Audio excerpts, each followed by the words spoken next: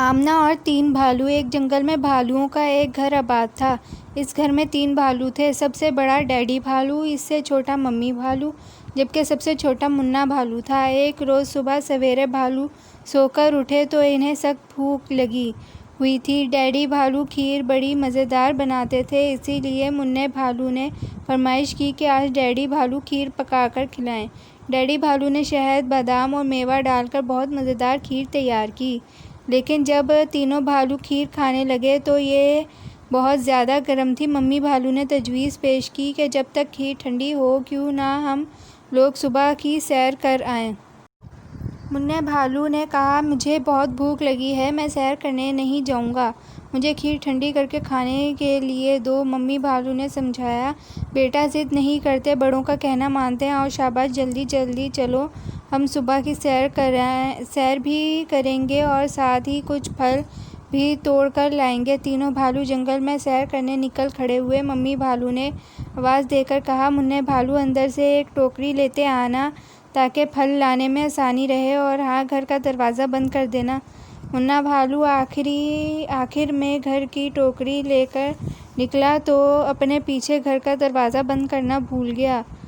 आज जंगल में मौसम बहुत खुशगवार था। हल्के हल्के बादल छाए हुए थे, मसूर कन हवा चल रही थी। आमना अपने घर के करीब वाक़ई जंगल में हवाखोरी के लिए आई हुई थी। जंगल में घूमते फिरते आमना जब भालुओं के घर के करीब आई तो इसे अंदर से मज़ेदार खीर की खुशबू आई। इस बच्ची का नाम आमना था। आमना ने घर के अंदर झांक कर देखा तो अंदर कोई नज़र न आया। वो घर के अंदर चली आई। इसने देखा घर के अंदर एक मेज़ के गिर्द तीन कुर्सियां रखी थी और मेज़ पर खीर से भरे तीन प्याले रखे थे। आमना ने बड़े प्याले में से खीर चखी तो ये बहुत गर्म थी। इसने कहा, ये तो बहुत गर्म है। फिर इसने दूसरे प्याले में से खीर का चमचा भरकर मुंह में रखा और खुद से बोली, उफ़, ये बहुत ज़्यादा मीठी है।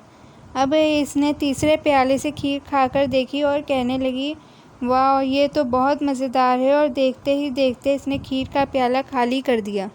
आमना क्योंकि काफ़ी देर से जंगल में सैर कर रही थी, इसलिए खीर खाने के बाद आमना ने सोचा कुछ देर आराम कर लिया जाए। ये सोचकर वो डैडी भालू की कुर्सी पर बैठी, लेकिन ये काफ़ी सख्त थी। आमना ने सोचा ये तो आरामदेह नहीं है, इसलिए मम्मी भालू की कुर्सी पर बैठकर देखा जाए। जब वो मम्मी भालू की कुर्सी पर बैठी तो वो अंदर धंस गई। आमना बोली, नहीं, ये कुर्सी भी मेरे लिए मुनासिब नहीं है। ये कहते हुए इसने मुन्ने भालू की कुर्सी पर बैठने की कोशिश की, लेकिन ये कुर्सी क्योंकि बहुत छोटी थी इसलिए आमना का वज़न ना सह सकी और टूट गई। आमना ने मुन्ने भालू की कुर्सी जोड़ने की कोशिश की, लेकिन कामयाब ना हो सकी। आखिर काफ़ी तगो-दो के बाद इसने टूटी हुई कुर्सी के टुकड़े वहीं छोड़ दिए और उठ खड़ी हुई। आमना को खीर खाने के बाद नींद आने लगी थी। इसने ऊपर की मंजिल पर जाकर देखा तो वहाँ तीन बिस्तर बिछे हुए थे। आमना ने सबसे बड़े बिस्तर पर लेटने की कोशिश की।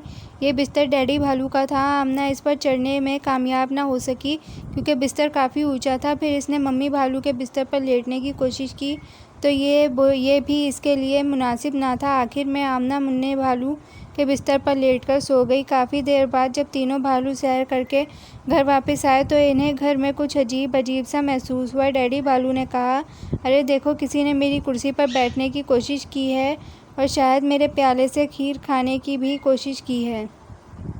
मम्मी भालू ने कहा, देखो, मेरी कुर्सी भी अपनी जगह से हटी हुई है और मेरे प्याले से भी लगता है किसी ने खीर खाने की कोशिश की है। आखिर में मुन्ना भालू बोला, ये देखो, किसी ने मेरे प्याले में से सारी खीर खा ली है और मेरी कुर्सी भी तोड़ दी है।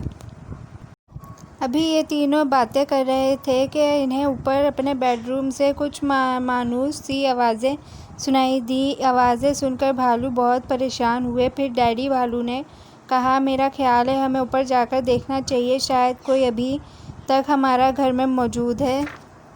डैडी भालू की बातें सुनकर मम्मी और मुन्ना भालू डैडी के पीछे पीछे आहिस्ता कदमों से चलते ऊपर वाले कमरे में पहुंचे। डैडी भालू ने कहा, देखो, किसी ने मेरे बिस्तर पर लेटने की कोशिश की है, इसकी चादर अपनी जगह से हटी हुई है।